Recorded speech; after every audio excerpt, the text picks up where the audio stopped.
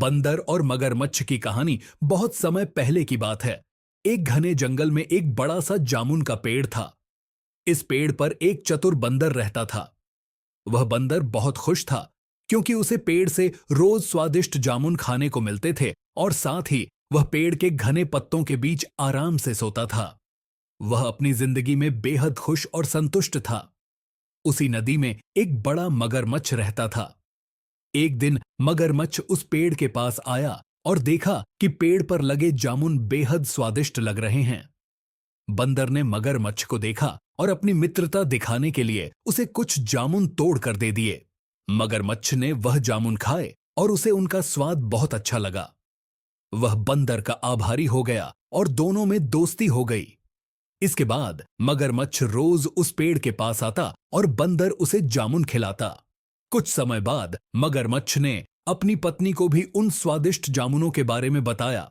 मगरमच्छ की पत्नी ने जामुनों का स्वाद चखा और उसने सोचा, अगर ये जामुन इतने मीठे हैं तो उस बंदर का दिल कितना स्वादिष्ट होगा जिसने ये जामुन खाए हैं। उसने अपने पति से कहा, मैं उस बंदर का दिल खाना चाहती हूं, उसे यहां ले आओ। मगरमच्छ असमंजस में पड़ गया।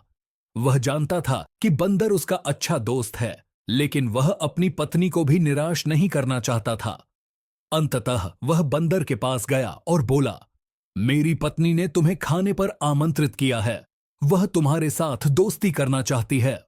बंदर ने सोचा कि यह तो बहुत अच्छा मौका है कि वह नदी पार कर दूसरी तरफ जाए। उसने मगरमच्छ के प्रस्ताव को स्वीकार कर लिया। मगरमच्छ ने बंदर को अपनी पीठ पर बैठा लिया और नदी पार करने लगा।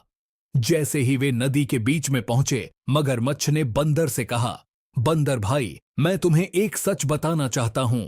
मेरी पत्नी तुम्हारा दिल खाना चाहती है, इसलिए मैं तुम्हें अपने घर ले जा रहा हूं।